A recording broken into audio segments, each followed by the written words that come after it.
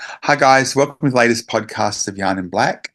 Today I've got a really great friend and a special guest coming from us from the other side of the country in Western Australia, Rayleen Councillor. Hi Rayleen. Hi. Hi, I'll get you to introduce yourself very shortly, but I just want to acknowledge the traditional custodians of the land that I'm currently on. I'm broadcasting from Borwin Q in Melbourne on the land of the Wurundjeri people. I pay respect to the elders past, present and emerging, and I'd like to extend that to all Aboriginal people that might be joining us today and to Rayleen herself. So, Rayleen, tell us a little bit about yourself. Who are you? Where you're from? Okay. I live in, firstly, I'm a Naaguja woman, and I'm actually I actually live on country, so I live on Naaguja country in Geraldton, Western Australia. My other connection is also Karrajarri, the Karrajarri people of Binjareb up in the Kimberley. I used to like to acknowledge my grandfather as well. He was stolen generation, so I don't really know where his country was, but definitely like to acknowledge him. And yes, I live in Geraldton. Beautiful. And where is Geraldton for people that don't know exactly where it is? Oh, okay. It's the Midwest of Western Australia. So it's north of Perth. And usually I'm not good at giving directions, but yeah, it is north of Perth. It's about 4.5 hours drive and 1 hour flight. So in Blackfellow, it's up the road from Perth. That's him. Yeah. I'm lucky. I've been to Geraldton before. I loved it. So it'd be great for people to actually get there at some stage. So a couple of questions to ask you. Where did you go to school? Where did you grow up? Yeah, well, part of my growing up, I was born in Carnarvon, and then my parents moved to Meekatharra. So I grew up in Meekatharra for my primary school years. And then my mum moved to Perth. So I did high school. I started off at Perth Modern High, which was a big culture shock for me because I came from a little town and, mixing with lots of local mob. And to be like only one of 5 Aboriginal people in this big school, it was a big shock. But after a few months, we moved out to Kwinana, which is north of Perth, as you would know. And I did finish my high school years there in Kwinana. Oh, cool. And do you have any brothers and sisters? I am one of 11. Yeah. But I live closely with 3 and the others are down the road. Yeah. Cool. Yeah. Question. At school, how much Aboriginal studies did you actually learn at school? Growing up, nothing.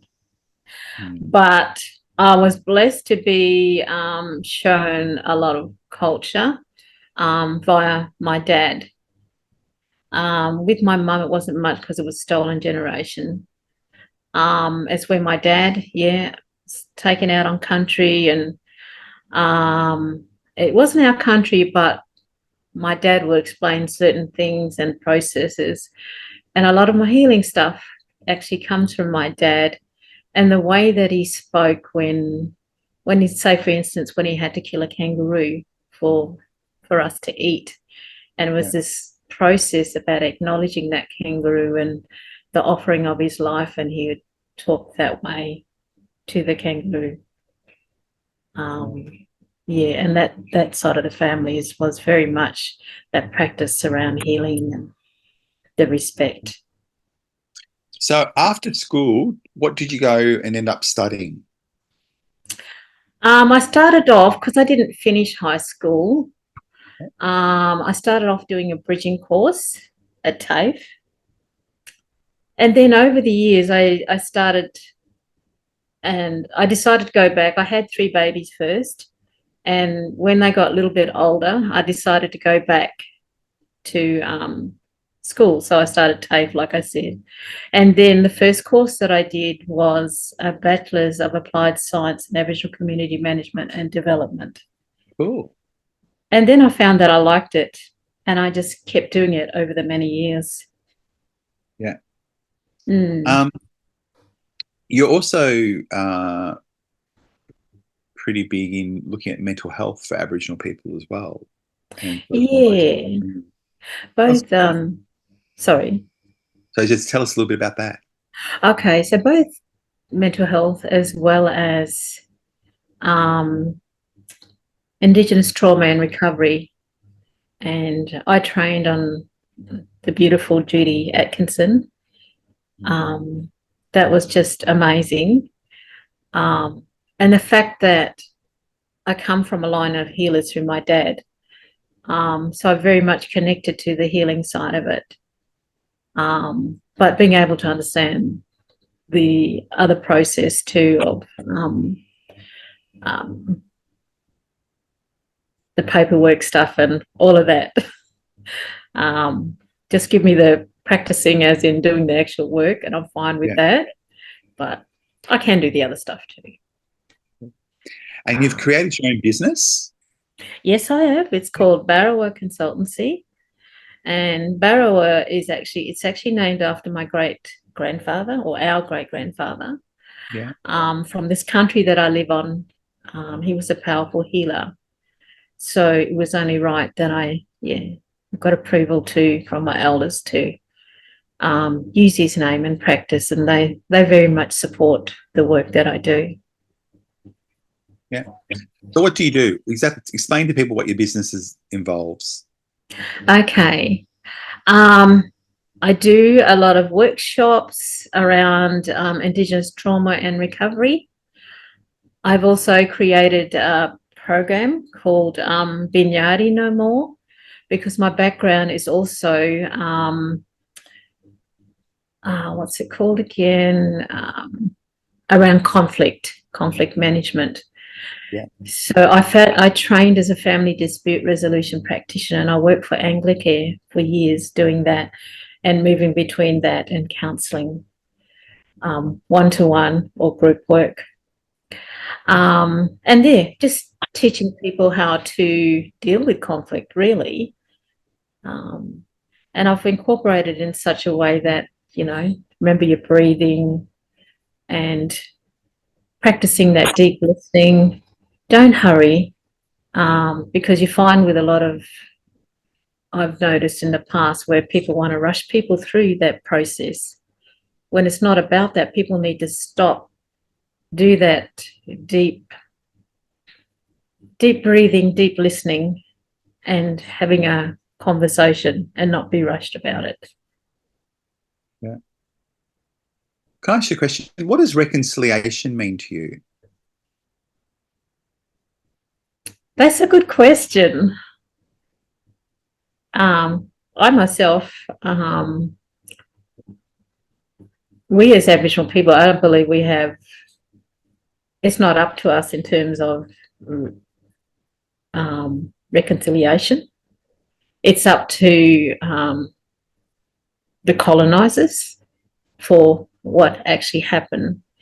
They're the ones that need to do that work to help to do that truth-telling, and yes, we need to be able to meet them as well to help them through that process as well. Yeah.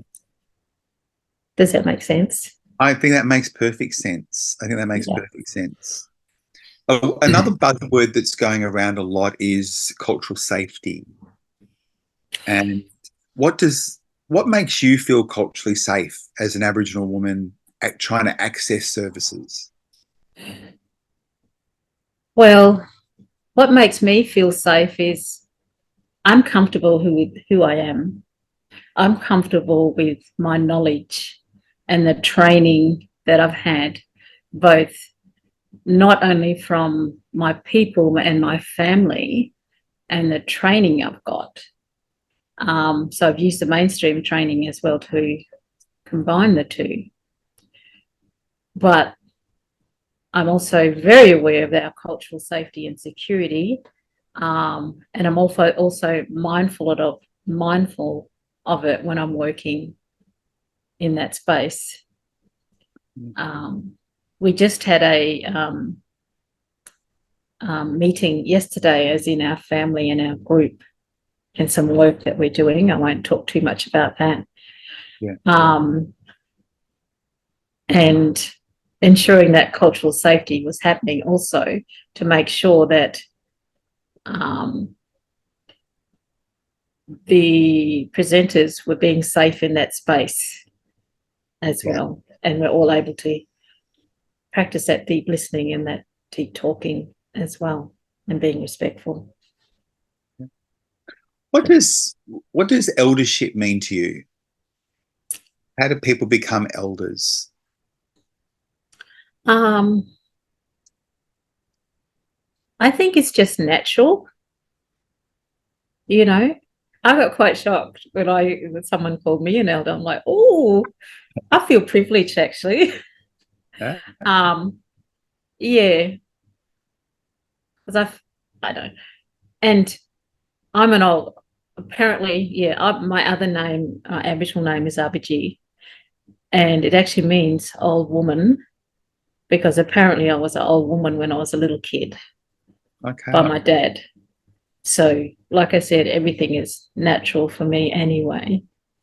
Yeah. And I take pride in that name as well. Only my family generally uses it, the older ones. In that acknowledgement, I think, of my dad and all the other ancestors as well, old people. What are some stereotypes that still exist about Aboriginal people that you'd like to see changed? Oh, definitely that we are not lazy. If anything, you look where we are today. How did we survive? We are survivors. We know how to survive. We also know that two-way, moving between the two worlds. So we've learnt very well. Yeah. So, yeah, I'm a strong advocate about talking about our people, and no, we're not lazy. No, we don't. Yeah, we're not lazy. And one of the things I always tell people that I work with, I tell my grandchildren, I tell my children, we are the oldest race in the world. That's all people need to know. That's all we need to know and take pride in. Yeah, that's beautiful. What defines good leadership skills? I think for me, it's doing the right thing, being honourable. Yeah. And being a good leader. Yeah. I know I'm always mindful of what I'm doing and what I'm saying. I'm not perfect. I can slip up, but I will come back. Yeah. Yeah. And I like that when you kind of say that we do slip up, because we're all not perfect. That's right.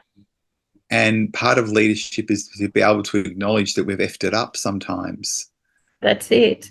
I mean, I was having this conversation, and I can quite easily change my voice and step into the matriarchal, because I come from a matriarchal line too, and we are very serious about our roles and responsibilities, And I need to remember this too, because I have older siblings who are watching me. Yeah. Yeah.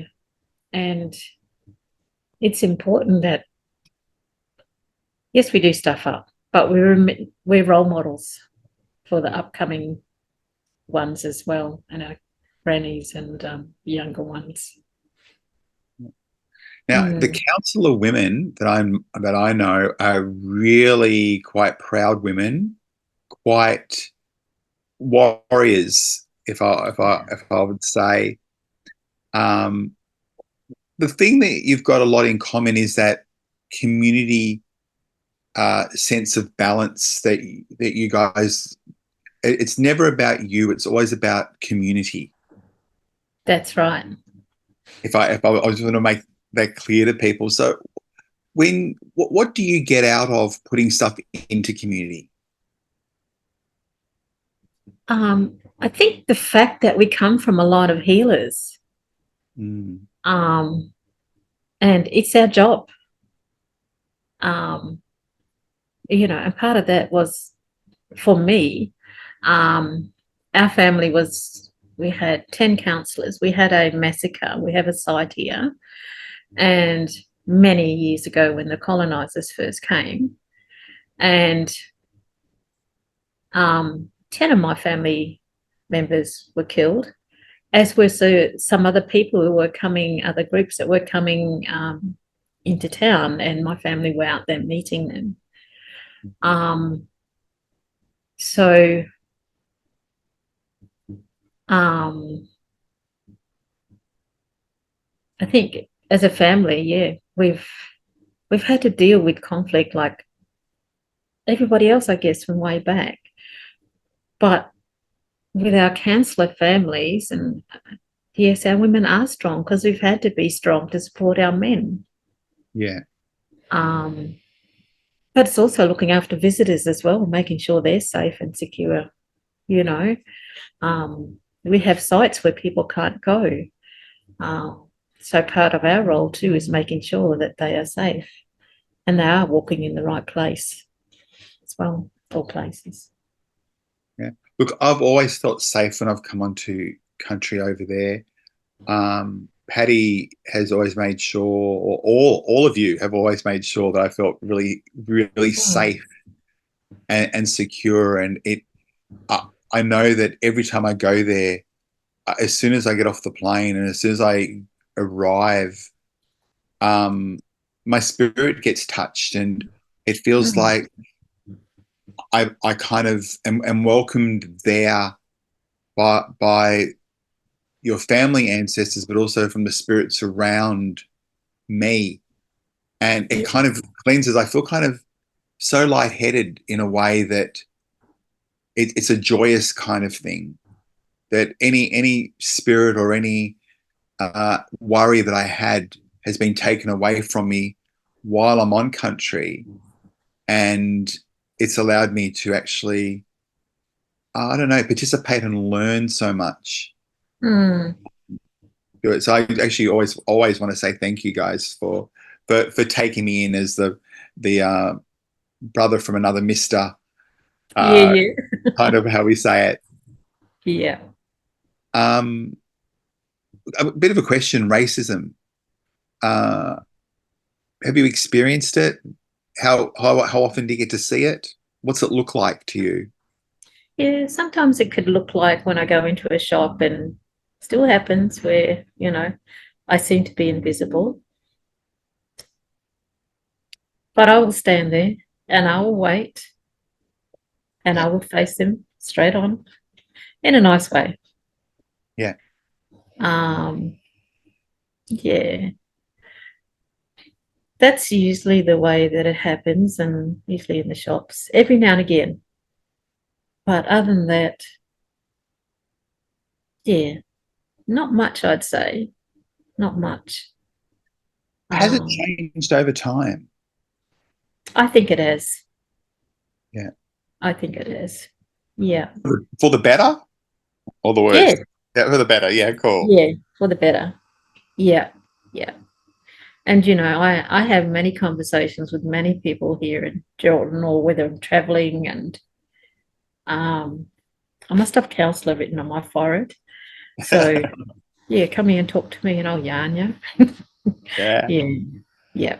I don't mind informing people. And if they're willing to have a conversation, that's fine with me, as long as it's respectful. Now, there's lots of young people that are finding out about their Aboriginality, but don't know where to start to explore it. What suggestions would you offer them?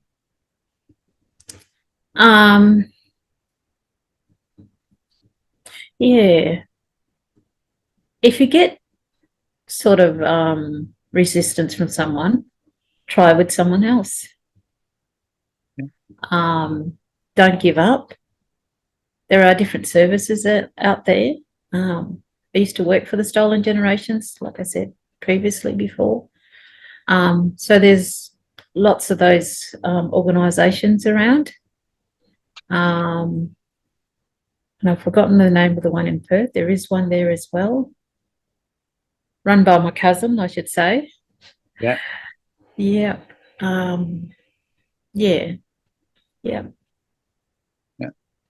If I could give you $1 zillion and a magic wand and said, fix something within the Indigenous community in Geraldton, what would you do? Where would you start?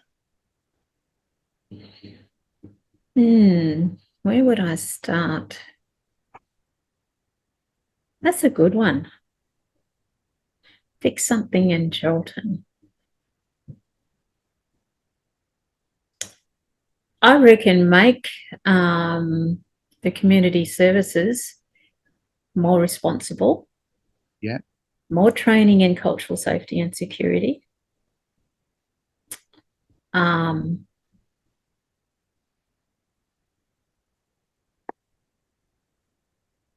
just make people, be there for the people like they're paid to be. Simple. No judgment, not at all. Just be there to support people. Do you think education in schools is starting to change around Aboriginal studies? I think it is. It wasn't in the schools when I went to school. Yeah. But it definitely needs to be in there. Some of it may not be right. But it's a start and things can change. I know a lot of schools do welcome to country, which is so, so important. Yeah. But we also need to be mindful that we get the right people, or you're talking about the right people when you're doing this. Yeah. Be respectful. Be honourable too. I like that, those three things. What did you say? Transparent, honourable. What was the third one? Respectful. Respectful. Yeah. Because if you're not those things, then it becomes quite tokenistic, isn't it? It does. It does. Yeah. And I got reminded of that recently, just seeing that politician, I've forgotten his name, the politician that sits in Canberra, or he travels to Canberra, and he spoke about that tokenism. And I just felt, not so much sorry, it was heartfelt. Yeah. Yeah, because I've been in that space around that tokenism stuff. Yeah. And there's lots of organizations doing like reconciliation action plans. And some of them don't get it, I don't think, where they're just trying to tick things off to do. And then there's some that see reconciliation action plans as a journey, not the destination. Yeah. How do you work with organizations that want to start a reconciliation action plan? Where would you suggest they at least start? They need to start with community and be able to, if they're connected to community, they should be able to find the right people to be on there for the right reasons. Someone actually suggested to me that I go on a rap, and I have been on one of them for years. So, yeah, and I don't mind. A lot of things have happened since then. Yeah. Yeah, and I'll be certainly bringing that, if they don't already have it, and encouraging it, that cultural safety and security for our mob. Yeah. Yeah. So you've got kids and grandkids. Yeah. Yes. How do you see their lives different to how you grew up? Oh, already. I mean, I think about COVID. We never had to deal with COVID. Mm. Yeah. And the impact of COVID, I think, on our kids Um, yeah, I think it kind of shifted some of the kids and their thinking and doing things. I think it scared them. It scared us as adults. Can you imagine the impact on the kids? Yeah. Yeah. And you're on the other side of the country as well. We're in Melbourne. We were in lockdown for years. Yep. Yep. You were locked down for days, I think. Oh, we're lucky. Like, we live in a house. It's got a big yard. Yeah. You know. And we weren't locked down for long, as you know. So Yeah. we could go down to the beach. We could go out on country. So we're very lucky. Yeah. But it did scare me with the having to go, and because I've got a low immune system, to go at the time to go into shops and do the shopping, you know. Yeah. But we got through it. It's so good. Yeah. Do you have any role models that you look up to? Lots of them. Definitely my older sisters. I have 2 aunties left on my dad's side and others as well. And my mum's side too. Definitely my elders. But I look up to my children as well. And the way they manage things as well, and they're so grounded as well, and very particular about the growing up of their kids, and I have to be careful of those boundaries. Yeah. Yeah. Yeah.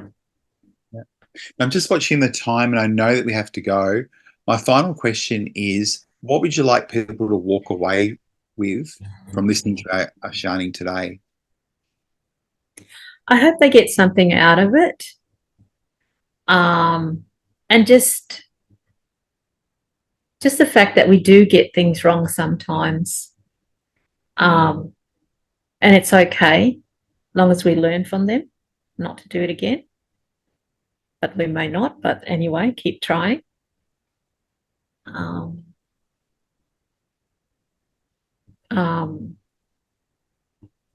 I think to remember that we, like I said, and the way that I think is that, like I said before, we come from, especially as Aboriginal people, we have survived, we'll keep surviving.